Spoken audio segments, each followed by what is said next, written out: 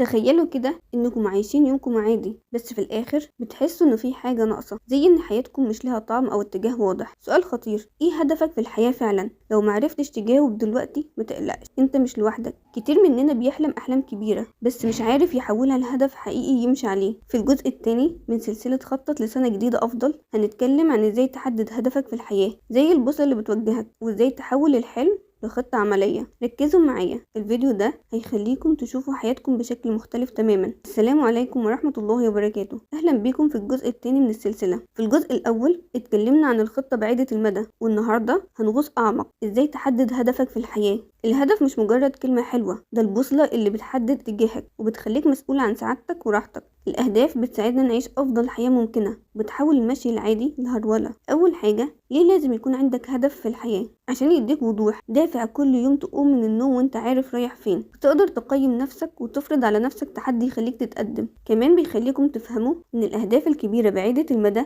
مبنية على الأهداف الصغيرة عشان ما تتحملوش فوق طاقتكم. وزي ما قال عالم النفس، السعادة بتيجي من مشاعر إيجابية، علاقات، إنجازات ومعنى لحياتك. دلوقتي ازاي تحدد هدفك صح؟ 5 خطوات عملية. اختار هدف ذكي، ده الطريق الأشهر والأقوى. محدد، مش عايز أبقى أحسن، لا، عايز أتعلم لغة أسبانية عشان أسافر أسبانيا. قابل للقياس، حط أرقام زي أخلص كورس في 6 شهور. قابل للتحقيق، طموح بس واقعي مش مستحيل، وليه علاقة بحياتك، يناسب شخصيتك وظروفك. وليه ميعاد محدد، خلال سنة عشان ما تسوفش. يعني مثلا بدل عايز أخس، قول أمشي نص ساعة 3 مرات أسبوعيا لمدة شهر. صمم الهدف وحدد تفاصيله، اكتب كل الطرق الممكنة حتى لو صعبة. استشير أصحابك أو أهلك اللي بتثق فيهم، وقسم الأهداف لأجزاء صغيرة. احتفل بكل إنجاز عشان تبقى متحمس، واستعد للعراقيل. فكر في الممكن يعطلك، فلوس، وقت، خوف، وخطط ازاي تتجاوزه. المرونة والمثابرة دول مفتاح. التعثر طبيعي، المهم تقوم تاني. قسم أهدافك على كل حياتك، مش كل حاجة شغل. حط أهداف شخصية،